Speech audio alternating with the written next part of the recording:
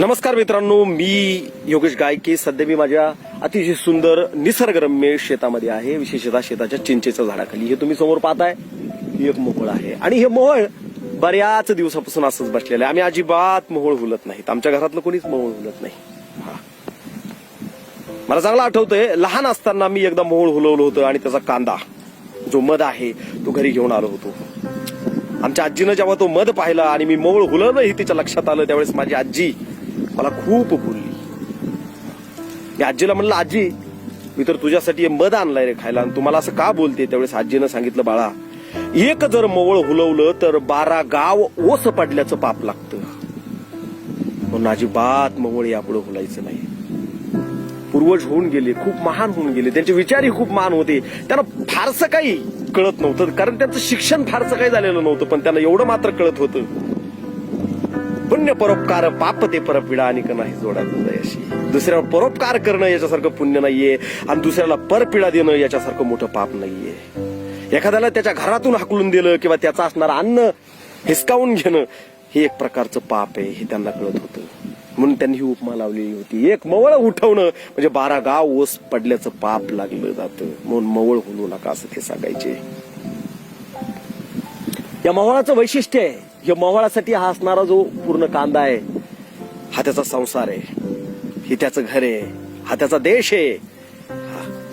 याच्यामध्ये काही माश्या सैनिक असतात, काही माश्या कष्टाळू असतात, काही माश्या मालक असतात. एक माशी राणी माशी म्हणून सुद्धा निवडलेली असते आणि हे सगळेजण त्या मोहोळाचं काय करतात, रक्षण करत असतात. याच्यामध्ये पोळी असते, त्या पोळ्यामध्ये त्यांची पिल्लं असतात, छोटे छोटे अंडे असतात आणि वर त्या पिल्लांसाठी त्या अंड्यासाठी त्यावर मध म्हणजे कांदा तयार करून ठेवतात. आणि आपल्यासारखे लोक जातात, त्यांचं असणारं अन्न हिसकावून घेतात, त्यांची असणारी जी पोळी आहे तिचा सुद्धा नाश करतात. त्यावेळेस या माश्या उठून जातात. आज दिवसेंदिवस या माश्या कमी होत आहेत. ही खूप गंभीर गोष्ट आहे, कारण या माश्या शेतकऱ्याच्या सर्वात जास्त जवळच्या मित्र आहेत. ह्या जर माश्या संपल्या तर शेतकरी संपल्याशिवाय, उद्ध्वस्त झाल्याशिवाय राहणार नाही. एवढंच नाही, शास्त्रज्ञाचं असं मत आहे, जर मोहोळ राहिलं नाही, माश्या राहिल्या नाही तर जग नष्ट झाल्याशिवाय राहणार नाही. कारण तुम्हाला माहितीये, शेतकरी ज्यावेळेस त्याच्या शेतामध्ये एखादं रोप लावतो किंवा बीज लावतो, त्या बीजाचं रूपांतर रोपामध्ये होतं, रोपाचं रूपांतर एखाद्या वृक्षामध्ये होतं किंवा एखाद्या वनस्पतीमध्ये होतं. त्या वनस्पतीला फुलं लागतात. फुलं लागल्यानंतर त्याला सहज फळं येतात का नाही, तर त्यावेळेस या माश्या त्यांचं सर्वात सुंदर काम करून जातात. ते कोणाला दिसत नाही, शेतकऱ्याला सुद्धा दिसत नाही.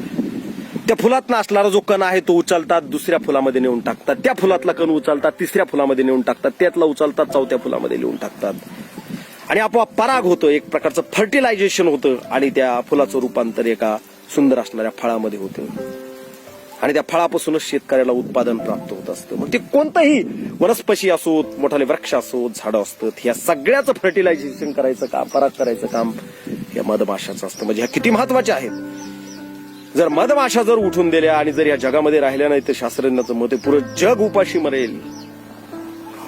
चांगल्या प्रकारचा असणारा सुकाळ असताना सुद्धा दुष्काळ पडेल, चांगला पाऊस असताना सुद्धा दुष्काळ पडेल. पण या माशांना टिकवणं आपलं अत्यंत महत्वाचं काम आहे.